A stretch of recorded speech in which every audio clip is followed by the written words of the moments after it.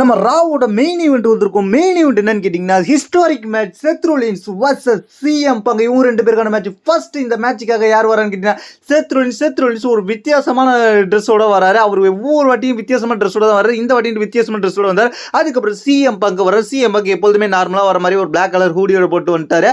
அதுக்கப்புறம் என்ன நடக்குதுன்னு கேட்டீங்கன்னா இவங்க ரெண்டு பேருக்கான மேட்ச் ஸ்டார்ட் ஆகுது. இந்த மேட்ச் வந்து வேற லெவலில் மேட்ச். ஏன்னா ஒருத்தவங்க ஃபேஸ் டு ஃபேஸ் சந்திக்கிறாங்க. ரிங்க்ல 10 வருஷம் கழிச்சு நடக்க போற மேட்ச். இது ரொம்ப பெரிய மேட்ச் அப்படின்றதுனால இந்த மேட்ச் வந்து மெயின் ஈவெண்ட் வச்சிருந்தாங்க. இந்த மேட்ச்ல வந்து ஸ்டார்டிங்லேயே வந்து ரெண்டு பேரோட பர்ஃபார்மன்ஸ் பயங்கரமா இருந்துச்சு. ஒரு கட்டத்தில் வந்து என்ன நடந்துச்சுன்னு கேட்டீங்கன்னா செத்து க்ளோஸ் லைன் போட முயற்சி பண்ணி வெளில தள்ள முயற்சி பண்ணுவாரு சிஎம் பங்க் முடியாது. அதுக்கப்புறம் சிஎம் பங்க் தள்ளி விட்டுட்டு வெளில குதிப்பாரு. செத்ரோலின்ஸ் உள்ள போயிடுவாரு. அதுக்கப்புறம் CM Punk Seth Rollins suicide dive வைப்பாரு. அதுக்கப்புறம் ஆடியன்ஸ் சைடு அடிச்சுப்பாங்க. ஆடியன்ஸ் சைடு தூக்கி விட்டு எறிஞ்சிருவாரு சிஎம் பங்க் செத்ரோலின்ஸ். ரெஃப்ரி உள்ள வாங்கன்னு கத்திக்கிட்டே இருப்பாரு. அதுக்கப்புறம் அங்கிருந்து பேரிகேட் மேல இருந்து குதிச்சு அடிப்பாரு. அதுக்கப்புறம் வந்து ரிங் சைடு இந்த அதுக்கப்புறம் கமெண்ட்ரி டேபிள் சைடு வந்தோடனே அதுக்கப்புறம் அங்கேருந்து செத்ரோலின்ஸ் குதிக்கும் போது அவருக்கு வயிற்றுல ஒரு வைப்பாரு. அதுக்கப்புறம் வந்து செத்ரோலின்ஸ் உள்ள தள்ளி விட்டு அதுக்கப்புறம் கிக் விட்டுட்டு இருப்பாரு. அடுத்ததான் என்ன நடந்துச்சுன்னு கேட்டிங்கன்னா டாப் ரோப்லேருந்து நெக் பிரேக்கரை போட்டு விட்டுருவாரு சிஎம் பங்க் செத்ரோலின்ஸ்க்கு. அதுக்கப்புறம் என்ன நடக்குன்னு செத்ரோலின்ஸ் கால் இன்ஜுரியிலேயே சிஎம் பங்க் ஏறி நிற்பார். அதுக்கப்புறம் என்ன நடக்குன்னு கேட்டிங்கன்னா 2 முறை வந்து ரன்னிங் நீ வைப்பாரு. செத்ரோலின்ஸ் அட்டாக் பண்ணலாம் முயற்சி பண்ணுறப்ப ரன்னிங் நீ வைப்பாரு. வேற லெவல். அதுக்கப்புறம் ஃபினிஷரை போட்டு முடிச்சிடலான்னு பார்ப்பாரு.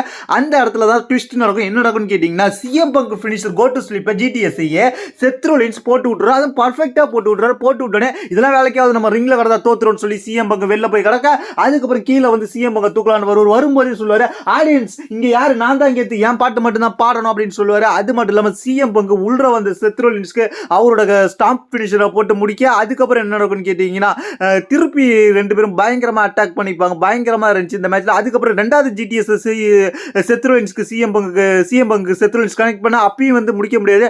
அதுக்கப்புறம் என்ன நடக்கும்னு கேட்டீங்கன்னா வெளில தள்ளி விட்டு வாடா உனக்கு நான் முடிச்சு விடுறேன் அப்படின்னு சொல்லி செத்ரோலின்ஸ் பயங்கரமா தன்னோட முடிஞ்ச எல்லா பினிஷரையும் போட்டு பார்ப்பாரு. வெளில கமெண்ட்ரி டேபிள்ல வச்சு பெடிகிரியை போட்டு விடுவாரு சிஎம் பங்குக்கு. அந்த இடத்துல சிஎம் பங்கோட பயங்கரமான டயர்ட்னஸ் ஆயிருச்சு. அதுக்கப்புறம் திருப்பி என்ன பண்ணுவாருன்னு கேட்டீங்கன்னா உள்ள தள்ளி விட்டு ஒரு பெடிகிரியை போடுவாரு. பெடிகிரியை போட்டு பின் பண்ணுவாரு. அந்த இடத்துல சிஎம் பங்க் கிக் அவுட் பண்ணிட்டுவாரு. அந்த மட்டும் பயங்கரமா இருந்துச்சு. ஆனால் Seth Rollins full and full dominate பண்ண மாதிரி காமிச்சாங்க. அதுக்கப்புறம் ஃபைனல்ல செத்ரோலின்ஸ் என்ன பண்ணுவாருன்னு கேட்டீங்கன்னா சிஎம் பங்க முடிக்க இதான் சரியான வழி தன்னோட ஃபினிஷிங் ஸ்டைலுக்கு போறான்ட்டு போவாரு. அந்த இடத்துல அதுக்கு சிஎம் பங்க் வந்து ஒரு கிக்கு கூட அதையும் பயன்படுத்திக்கிட்டு செத்ரோலின்ஸ் என்ன பண்ணுவாரு கேட்டீங்கன்னா செத்ரோலின்ஸ் சிஎம் பங்க் தூக்கிட்டு போய் அப்படியே நக்குல் பாவர்பாம் அந்த கார்ல தூக்கி போட்டுட்டு தன்னோட ஸ்டாம்ப் போடுவார். ஸ்டாம்ப் போட்டுட்டு அதுக்கப்புறம் பின் பண்ணுவார். அந்த இடத்துல சிஎம் பங்க் அசால்ட்டா வந்து செகண்ட் கவுண்ட்லேயே வந்து ரோப்ல காலை வச்சிருவாரு. ரோப்ல காலை வச்சு செத்ரோலின்ஸ் ரொம்ப ஷாக்கிங் ஆகிடுவார். இந்த மோமெண்ட் பயங்கரமா இருந்துச்சு.